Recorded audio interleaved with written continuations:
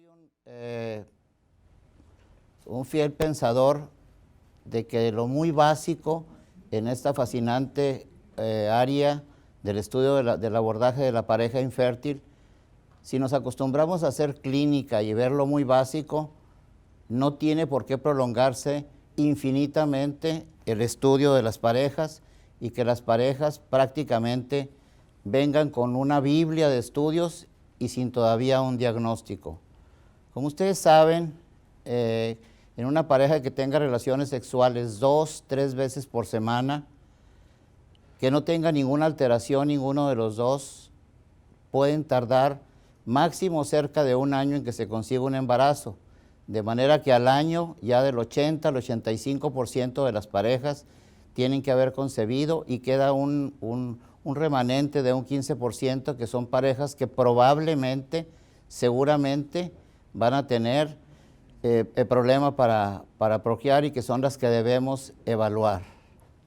Ante este escenario, lo que vamos a tratar en esta mañana es unos puntos que son muy importantes y que se aplican al ginecólogo general que está orientando a la pareja que va con dudas de infertilidad, que apenas va a empezar su vida reproductiva, de cómo debemos orientarlos, el diagnóstico simplificado porque se abusa de una serie de estudios que no están indicados y que hacen muy oneroso el manejo y que hacen también que se pierda tiempo y unas decisiones muy generales en cuanto al tratamiento porque no es el motivo de esta presentación, sino realmente es el diagnóstico. ¿Cuáles son esos puntos que se le deben indicar a una pareja que está pretendiendo o que en el futuro quiere buscar un embarazo? Bueno, la primera recomendación es que se recomienda que con mucho tiempo previo a que se vaya a buscar el embarazo empiecen la ingesta de ácido fólico. Se recomiendan 400 microgramos al día. Si el índice de masa corporal es de arriba de 30, o sea, son pacientes gorditas, obesas, 1 miligramo al día y con factores de riesgo hasta 4 miligramos al día. Segundo concepto, suspender la paciente que fuma, suspender el tabaco. Más o menos el 13% de todas las mujeres en la actualidad fuman. Ha disminuido el que utilicen el tabaco. ¿Por qué motivo? Pues ha disminuido porque pues en muchos lugares ya no se puede fumar, de manera que eso ha hecho que sea menos la ingesta. Allá en mi época, cuando yo era muy joven, una mujer que fumaba se veía muy interesante. Pues ahorita y en la actualidad no es lo mismo porque los tiempos cambian. Del mismo segundo concepto, pues el no abusar del alcohol también, porque si se combina tabaquismo con alcohol, pues la cosa se hace más difícil y más riesgo de tener problemas, como veremos enseguida.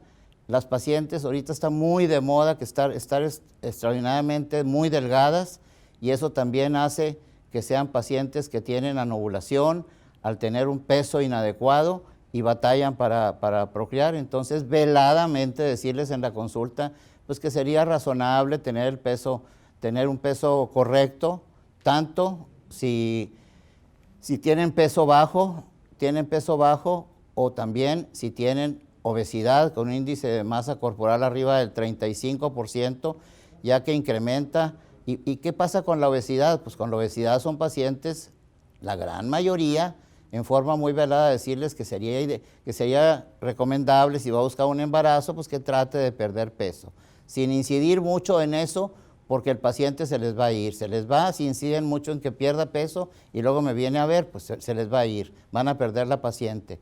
Un tercer, se ve mucho en las mujeres que corren mucho o que hacen ejercicio exagerado o que son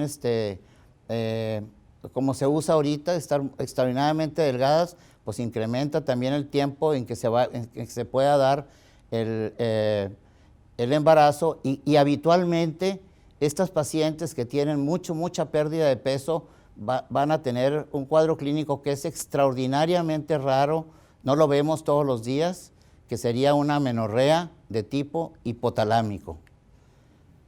En el número 4, como recomendación previa al embarazo, tratar de evitar las enfermedades de transmisión sexual. Y aquí como ginecólogos tenemos una responsabilidad moral enorme de darle a una paciente anticonceptivos si esa paciente está, como lo vamos a ver en el punto siguiente, arriba de los 30 o cerca de los 35, hacerle la observación que es una oportunidad de oro para que busque el embarazo.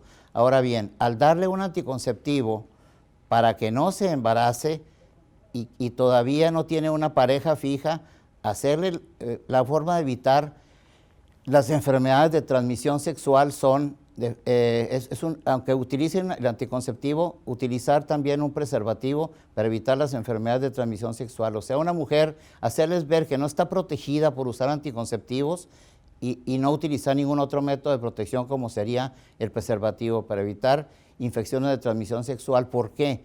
Porque las infecciones de transmisión sexual, sobre todo la infección pélvica aguda, cada infección pélvica aguda que se tenga tiene un 25% de probabilidad de tener un proceso pélvico adherencial.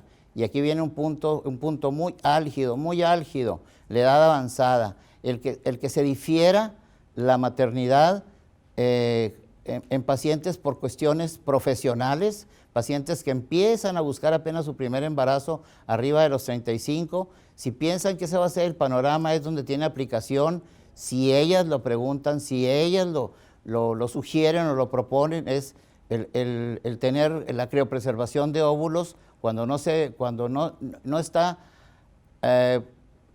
muy pronto en su vida el que busquen un embarazo. ¿Por qué? ¿Qué sucede? Explicarles qué es lo que ocurre con la edad. Pues con la edad lo que ocurre, en esta gráfica se ve en forma muy clara cómo todo se pone muy difícil por arriba de los 35 años. Por eso les decía que si una pareja o una mujer va a pedir anticoncepción y tiene 34 años porque va a hacer una maestría, un doctorado, ya se casó y que a lo mejor dentro de 4 años buscan un embarazo, no, hacerle ver que arriba de los 35 años se va de picada la fertilidad, y para mujeres mexicanas el parteaguas es 38 años de edad, y de ahí para abajo, de ahí para arriba de los 38, 39, 40, las cosas se van haciendo más difícil. ¿Qué ocurre? No decirle que no se va a embarazar, que es más difícil, pero no es imposible. Ahora, afortunadamente llegó a la medicina un marcador que ya se demostró que tiene muchísima utilidad, y lo pongo en la parte izquierda de esta diapositiva, que es la hormona antimuleriana. La hormona antimuleriana nos ayuda a hacer muchos diagnósticos, como veremos más adelante, en patologías, por ejemplo, en escenarios, por ejemplo, de infertilidad de causa desconocida. Bien, ¿y cuándo se inicia la evaluación? Por ahí se dice, por ejemplo, que cuando consultan porque están muy bajitas o porque están muy altas y no quieren crecer mucho o no se quieren quedar chaparritas, las niñas, en ese momento se va a hacer la evaluación, aunque no lo indiquen las diferentes gráficas. Bueno, lo mismo cuando la pareja los va a consultar, no le van a decir regrese dentro de un año, que ya se considere que hay infertilidad, no. Se considera que en el momento que tengan dudas, ahí empieza la orientación. Y se recomienda así en forma clásica que 12 meses para 35 años, y que la pareja, si tiene más de 35 años, en el momento en que llegue, y no esperarse que sean 6 meses. Ahora, en esa primera consulta, ¿qué vamos a hacer? Bien importante. ¿Qué vamos a hacer? Vamos a platicarles, yo recomiendo que expliquen cómo es el proceso reproductivo, porque no saben. O sea, ¿qué ocurre al tener relaciones sexuales cuando el varón eyacula? ¿Cómo sube el esperma? ¿Dónde se junta un esperma con un óvulo? ¿Cómo es el proceso reproductivo básico? Y luego, una buena historia clínica.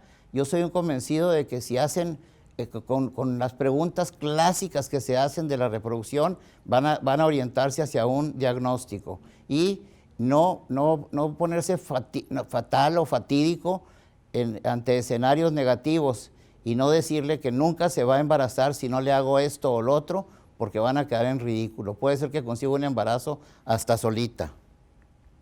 Es ser muy mesurado.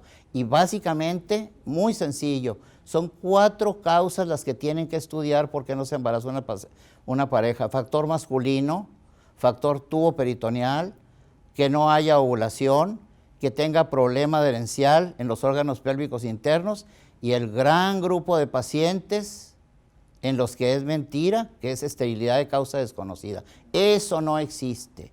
Es la incapacidad que tenemos como clínicos para ponerle un nombre y apellido el por qué esa pareja no se embaraza. Y en cuanto a las causas, bueno, yo en general cuando explico en la consulta, yo le digo que mitad de las causas es el varón y otra mitad de las causas es la mujer, está involucrada. Y que hay un 30% de causas que se llaman causas mixtas, o sea, causas en las que están involucrados los dos, y a veces estas causas de los dos son causas muy pequeñitas, donde cae la esterilidad de causa desconocida, pero cuando se suma, se hace el problema más grave al sumarse causas pequeñas, al hacer la sumatoria.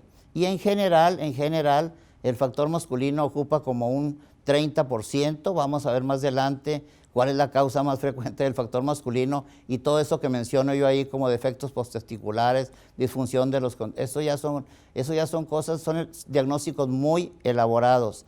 El pan de cada día, la disfunción ovulatoria, el daño tubario no es muy frecuente, yo no sé por qué aquí en la ciudad no se vea tanto proceso pélvico adherencial postinfeccioso. La endometriosis, por supuesto que sí. Yo diría aquí en este autor lo pone muy bajo, como un 6%. Y yo creo que la cuarta parte de las parejas que consultan y que no se pueden embarazar tienen endometriosis pélvica en alguna forma, ¿verdad?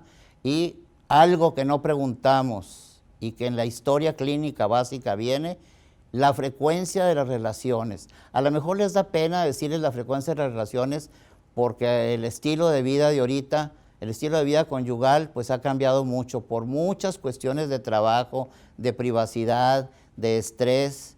Entonces, con que ustedes hagan énfasis a la hora de explicar cuáles son las causas de infertilidad y que se requiere de 2 a 3 veces tener relaciones para no batallar para conseguir un embarazo.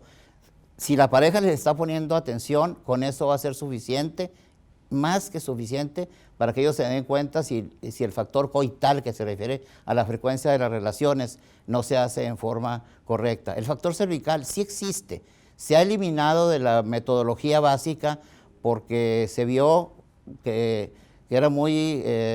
no había correspondencia entre los resultados de una prueba poscoital y se ha dejado de hacer. Ya no se hacen pruebas poscoitales, tiene una aplicación que más adelante, si hay tiempo, se las voy a decir, y luego el gran grupo de pacientes de esterilidad de causa desconocida, que como les decía ahorita es la incapacidad del clínico para hacer el diagnóstico y por eso le ponemos eso.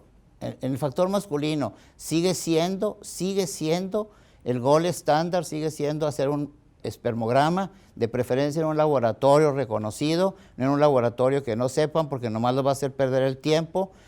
Y ahorita vamos a ver más adelante, y en la mayoría de los casos de factor masculino, desgraciadamente caen para el varón en la categoría de idiopáticos. Son muchachos sanos que no se meten nada, que no están gorditos, que llevan una vida normal, aceptable, y sin embargo con cuentas a los 20 y pico de años, cuentas como para soltar el llanto, les digo yo, cuentas que son cuentas muy severas, pues que tenga abajo de 1 millón de espermas y que la motilidad no suba del 5 al 10%, hagan lo que hagan. Esos son los casos severos.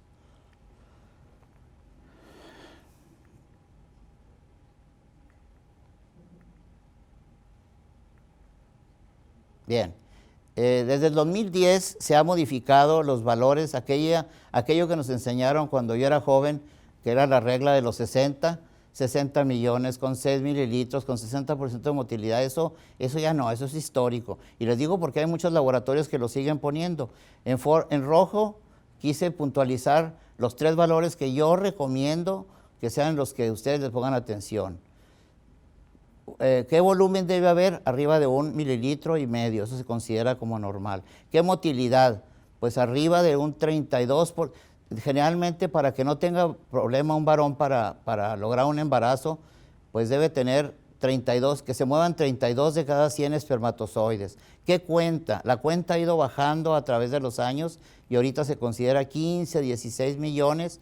Esa es una cuenta con la que no se debe tener problema para conseguir un embarazo. Y de la motilidad, ya lo mencioné, que se muevan arriba de 32%. Yo en general no soy muy fan de fijarme en la morfología y de hecho a los pacientes los confunde mucho porque todos los laboratorios te ponen espermas normales 2%, anormales 95%, y llegan aterrados a consultar y en realidad lo que interesa es la motilidad y la cuenta. Y puede ser una cuenta que ni siquiera llegue a los 15 millones, pero si la motilidad, sobre todo cuando se capacita una muestra, está en 80, 90%, tiene muchos chances de embarazarse con la baja complejidad. El factor uterino, ¿cómo se hace la evaluación del útero? Pues por ultrasonido, fue una de las maravillas que llegó a la medicina en general y a la medicina reproductiva, ultrasonido vaginal. Y el gold estándar, no tienen por qué eliminarlo. Ha habido gente que han tomado la recomendación de le voy a hacer una laparoscopía y ahí valoro todo. No. Se debe hacer de lo más sencillo a lo más complicado y por lo tanto la histerosalpingografía sigue siendo un estudio que está vigente hasta la actualidad. Una forma en que yo evalúo la cavidad y que lo aprendí al hacer hiperestimulación con menotropinas es utilizando estradiol para provocar un endometrio trilaminar y con eso yo sé si hay patología o no intracavitaria. Yo hice durante muchos años la histerosonografía, en la actualidad yo ya no la hago. Yo con ver el endometrio estimulado con estradiol, con un protocolo de 6 miligramos diarios y verlo en un día 7, 8, con eso yo puedo concluir si hay o no problemas sin necesidad de molestarla con otra cosa que sea más difícil de hacer y más molesto, como es la histerosonografía. Y muy sencillo, en la patología tuboperitoneal, ¿qué se le explica al paciente? Del lado izquierdo, en la patología asociada, se van a encontrar 3 patologías nada más. O van a encontrar endometriosis, o van a encontrar un proceso pélvico adherencial postquirúrgico, cuando tenga el antecedente de que le metieron mano, o van a encontrar rarísimo, como garbanzo de a libra, encontrarse un proceso pélvico adherencial postinfeccioso en nuestro medio. Cuando está bien fechada la histerosalpingografía y le reportan una obstrucción tubaria bilateral cornual y a la paciente le dieron un tranquilizante y se hicieron las cosas bien, esa paciente no hay que andar haciéndole vaciladas como una laparoscopía y que recanalización. Eso se hacía cuando no había fertilización in vitro, va directamente a fertilización in vitro. Y cuando se tiene el antecedente de varias cirugías, que hay daño tubario severo o inclusive hidrosalpings por histerosalpingografía, es una paciente que debe de ir a reproducción asistida compleja y no hacerla perder el tiempo. Y está perfectamente demostrado, hay muchísimas publicaciones donde se recomienda que se haga una salpingectomía cuando hay un hidrosalpings, pero no un hidrosalpings del tamaño de 2-3 milímetros, por favor, que sea un hidrosalpings pues como si fuera, ¿qué les dijera? Pues como un chorizo, para decirlo coloquialmente. Ese se tiene que quitar porque se sabe que afecta la implantación, ese líquido del hidrosalpings, aunque esté aséptico, afecta la implantación de embriones al hacer una fertilización in vitro. Cuando se sospecha de endometriosis, es muy fácil hacer el diagnóstico porque las lesiones son muy patognomónicas en ovario cuando hay endometriosis profunda de ovario.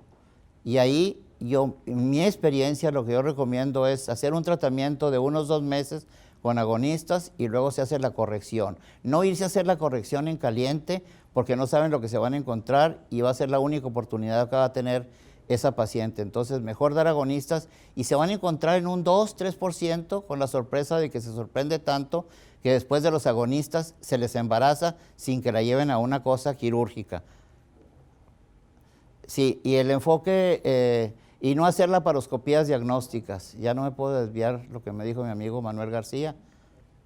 De los tratamientos que existen tratamientos que se llaman de baja complejidad, que son en el consultorio, y que la indicación precisa son 4 o 5 patologías como anovulación, que es el pan de cada día, factor masculino, algunos casos corregidos de endometriosis y el gran grupo de pacientes de esterilidad de causa desconocida. En esterilidad de causa desconocida, cuando se hace una hiperestimulación con, yo le llamo a la inseminación, un procedimiento de consultorio, el embarazo es 3 veces más rápido y hay indicaciones muy precisas en la actualidad para llevar a una paciente a reproducción asistida compleja. ¿Cuáles son? Factor masculino severo, un proceso pélvico adherencial o muchas cirugías previas, edad de la paciente, aparte de edad de la paciente, que la paciente haya tenido un número razonable de tratamientos de baja complejidad y que no haya conseguido embarazarse, y eso lo aprendí de una pareja de Matamoros, cuando no quieren vivir la pesadilla de un embarazo múltiple y tienen mucho riesgo, por ejemplo, porque son muy jóvenes o tienen embarazo o tienen ovario poliquístico, pues en estas pacientes hacer reproducción asistida compleja para evitar la hiperestimulación y el embarazo múltiple y la hiperestimulación. Y pues bueno, finalmente para concluir, ¿yo qué les puedo decir? Puedo decir que un aspecto muy importante en la pareja es el aspecto emocional. Yo eso lo repito a diario, por eso las pacientes se van de window shopping de un consultorio al otro, porque no se tienen la calma de decirles, por ejemplo, que la probabilidad de embarazo con baja complejidad hecha perfectamente de consultorio es de un 20% y sembrarles la idea de que tienen que ser tratamientos que deben ser repetitivos. Otra cosa importante en cuanto a las conclusiones, una pareja que esté siendo vista correctamente no tiene por qué no tener un diagnóstico de por qué no se ha embarazado, máximo en 3, 4 visitas a su ginecólogo, si se lleva un orden. Si después de 3, 4, 5 visitas no se tiene un diagnóstico, quiere decir que como clínicos estamos fallando porque no hemos hecho el diagnóstico de por qué esa pareja no se puede embarazar. Ahora bien, en las parejas que se les cataloga como esterilidad de causa desconocida, que es muy socorrido, hay patologías como cuáles: la miomatosis uterina, que hay que valorarla bien. ¿Cuál otra? La endometriosis, que a veces no es severa. ¿Cuál otra? Otra que es muy socorrida y que es que hay pacientes que no les han metido mano quirúrgicamente, pero desgraciadamente tienen muy baja reserva ovárica a pesar de que tengan 28, 29, 30 años. Estas pacientes las catalogan como esterilidad de causa desconocida, y no es cierto, es baja fertilidad. Y ahorita es muy facilito hacer el diagnóstico con la hormona antimuleriana. Y pues yo creo que es todo ya.